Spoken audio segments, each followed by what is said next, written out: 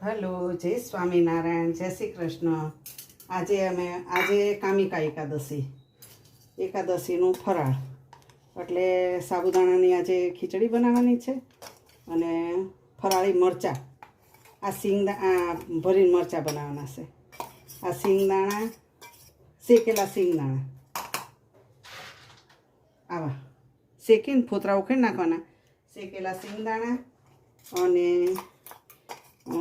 તીખાસ માટે મરી પાવડર નાખ્યો છે અને આખા ધાણા અને સ્વાદ પ્રમાણે મીઠું. ધાણા ભાજી એટલું નાખવાનું.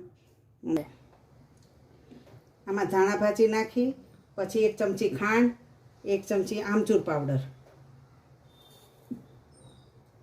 અને થોડું તેલ નાખી દેવાનું. આમાં થોડું તેલ નાખીને આવી રીતે કરી નાખવાનું. અને આપણે ઓલા મરચાં બનાવીએ તો એમાં ચવાણાનો ભૂકો નાખીએ અને ટેસ્ટ કરીએ. અને આમાં છે ને આ મોળા મરચાં છે એટલે મરી પાવડર નાખ્યો છે અને શિંગદાણાનો ભૂકો. પછી આવી રીતે બધા મરચાં ભરી લેવાના. એટલે આમચૂર પાવડર નાખ્યું છે, ખાંડ નાખી છે અને મીઠું, એટલે ચટપટા મરચાં થશે સરસ. હવે આપણે મરચાં ભરી લીધા અને તેલ મૂકી દીધું છે. 2 પાવડા તેલ નાખવાનું. હવે આપણા મરચાં તળવા મૂકી દઈએ.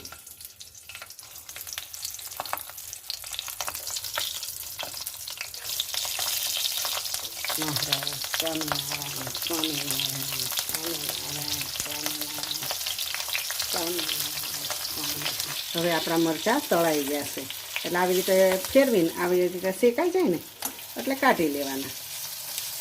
ફરાળી આપણા મરચાં હોય, ટેસ્ટ આવે. એટલે નાના જુવાનિયા હોય ને એ 11 રહે.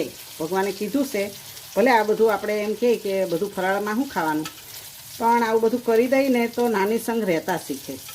એ પછી કાંઈક મોટા થાય એટલે એ એનું કરશે પછી, પણ પહેલાં શીખવાડવું કઠણ છે.